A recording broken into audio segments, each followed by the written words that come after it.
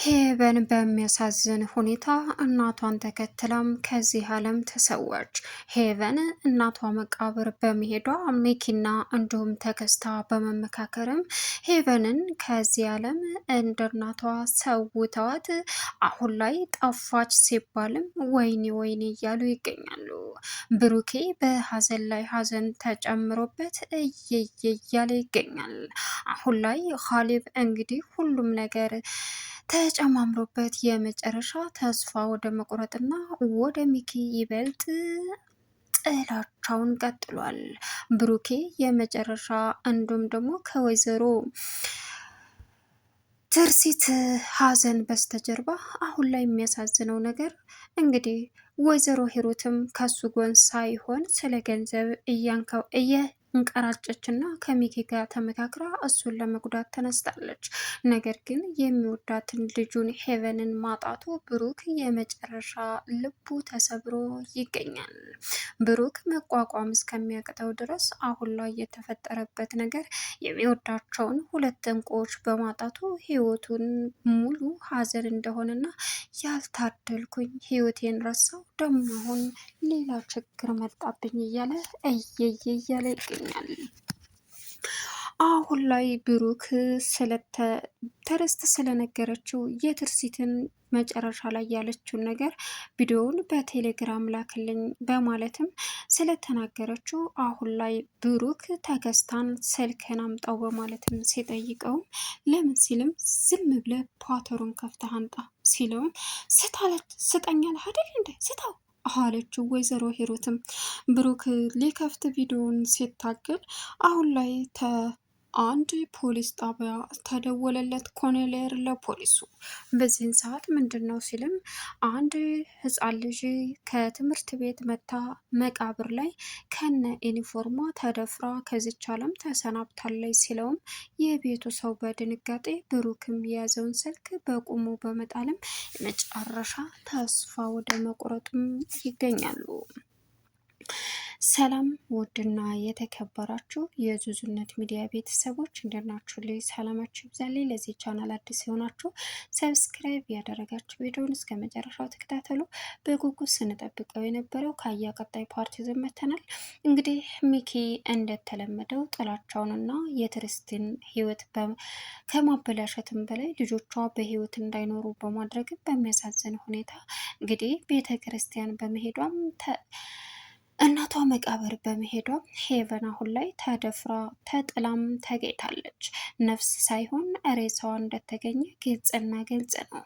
ብሩክ የመጨረሻ ሀዘኑን በርትቶበት እየየ እያለ ይገኛል።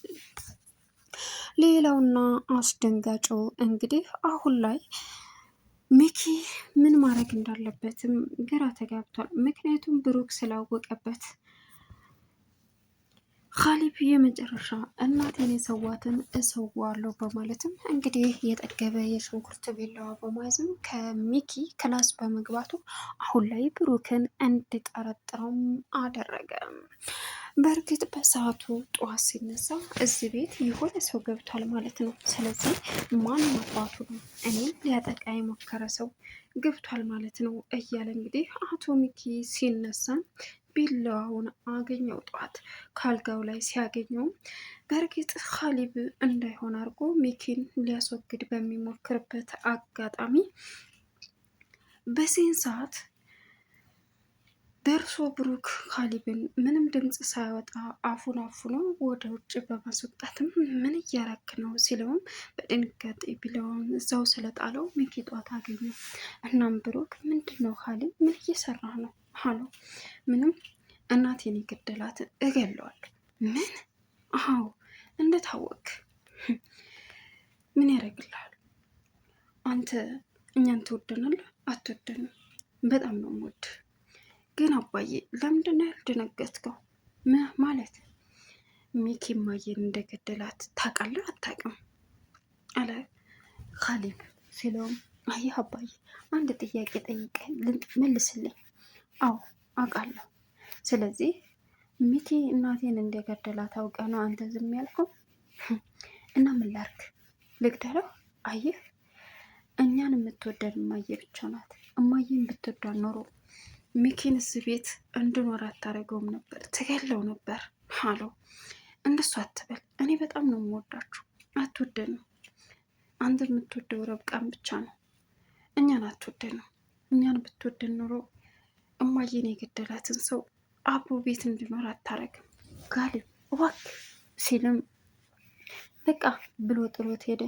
በዚህን ሰዓት ቃል ግባልኝ ምንም ነገር እንዳታደርግ በማዬ ሞት እምልልሃለሁ፣ ሚኪን እገለዋለሁ።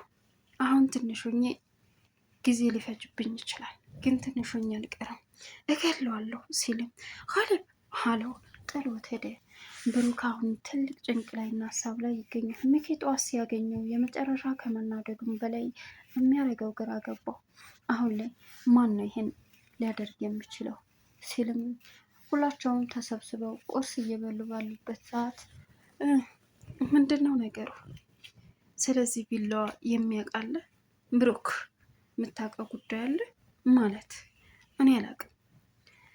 እሺ እንዴ ምናልባችም እኮ ታዲያ ክላስ ቢላዋ ስለተገኘ ብቻ ምን የሚፈጠር መሰለ አለችው ወይዘሮ ሂሩት። ዝም ብሎ አይደለም የሆነ ነገር አለ፣ እየሞከረ ሊያጠቃኝ እየሞከረ ነው ብሩክ አለው በድጋሚ። አላየውም አላውቅም አልኩህ እኮ አለ።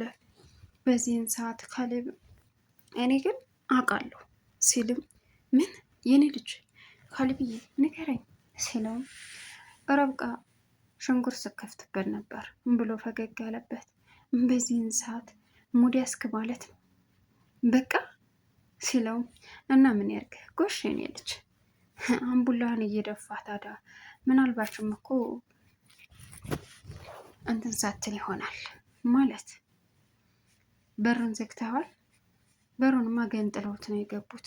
ግን ችግሩ በጣም ጠጥቼ ሰክሬ ስለነበር በቃ ልዝጋዋ እርግጠኛ አይደለሁም አላት። ታዲያ የአምቡላ ትርፎ ይሄ ነው።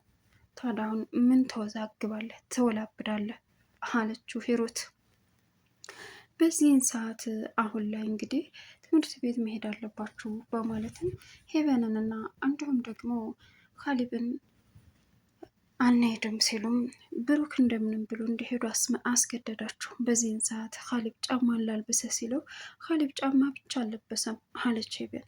ታዲያ ምን ችግር አለው እኔ ያለብሶ የለ አለና ብሩክ ጫማውን ሲያለብሰው አልብሶት ህፃን እኔ ለብሰዋለሁ ምን ችግር አለው እኔ ባለብስህ እኔ ለብሳለሁ አለና ብሩክ ካሌብን ሲያለብሰው መጨረሻ ላይ እኔ ጫማ መልበስ አያቅተኝ ህፃን ልጅ አድርገህ አትየኝ አለው።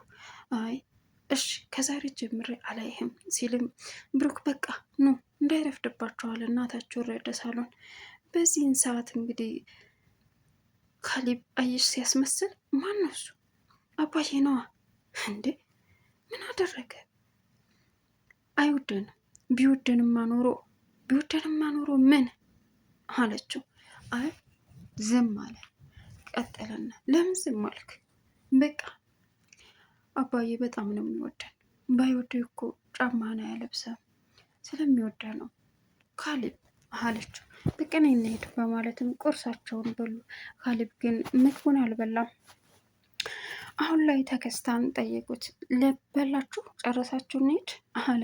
አዎ እንዳይረፍድባችሁ ሲልም እሺ ተከስታ አንድ ነገር አድርግልን አሉት። ሁለቱም ከመውጣታቸው በፊት ግን ተመካክረው ነበር። እናቴ ቤተ ክርስቲያን አብረን መሄድ አለብን ስትለም ብቻችንን? አዎ ምን ችግር አለው ወይ ደግሞ ተከስታን ውሰድ እንለዋለን። እሺ አለዛ ደግሞ አባዬም ጋር ቢሆን እኔ እናንተ እሺ አላት። በዚህን ሰዓት ተያይዘው ሲወጡ ተከስታ ወየ የሆነ ነገር አድርግልን። ምንድን ነው እሱ? እሺ በለን። ምን እንደማደርግላችሁ ሳትነግሩኝ እኮ እሺ ማለት አልችልም። እማዬ ማለት ሊከብድ ይችላል። ቀላል ነገር ነው፣ ከባድ አይደለም። አይ ለእናንተ ቀላል የሆነው ለእኔ ሊከብደኝ ይችላል። ስለዚህ ንገሩኝ መጀመሪያ። ተከስታ እማዬ መቃብር ወሰደን። እንዴ እንደዛማ ሊሆን አይችልም፣ ከባድ ነገር እኮ ነው ብሩክ። ሚኪ በጣም ይቆጣሉ። ሌላ ችግር ይፈጠራል። ስለዚህ እኔ መውሰድ አልችልም። በቃ ቶ አንጣ፣ እኛ ራሳችን እንሄዳለን አሉት።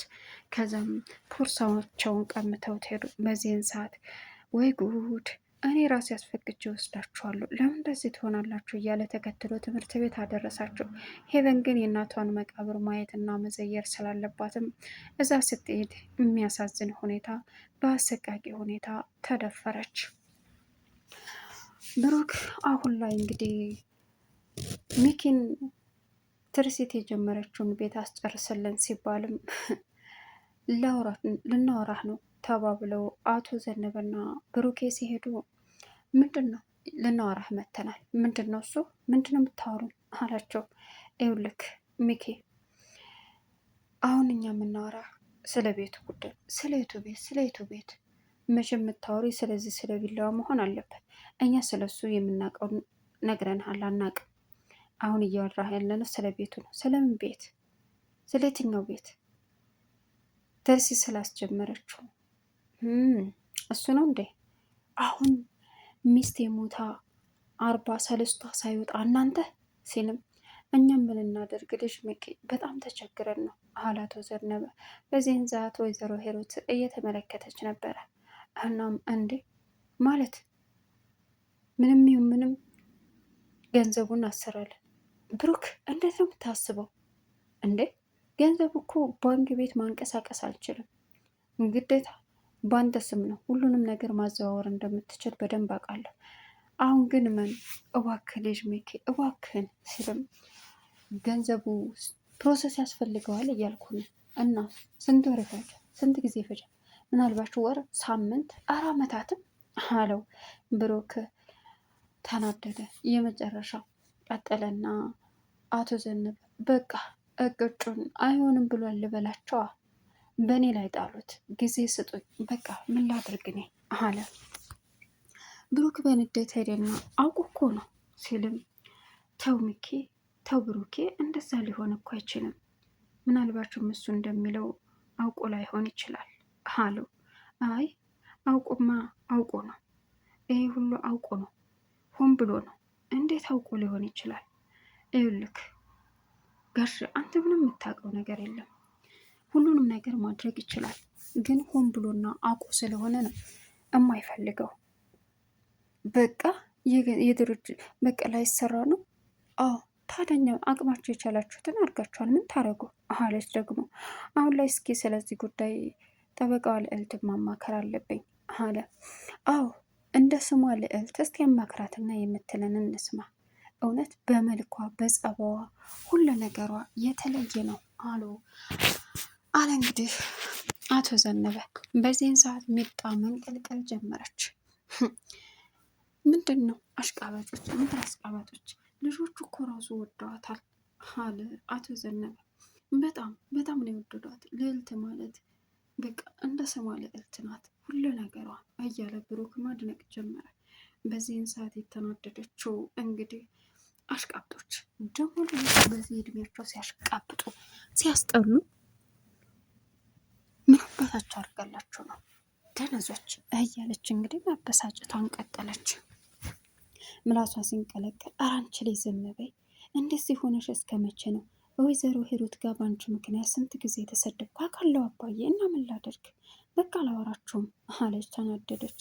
እንግዲህ አሳዛኙ ነገር የሄቨን ጉዳይ ነው። ሁላቸውንም አስደንግጦ ፖሊሱም ጭምር። ቻናሉን ሰብስክራይብ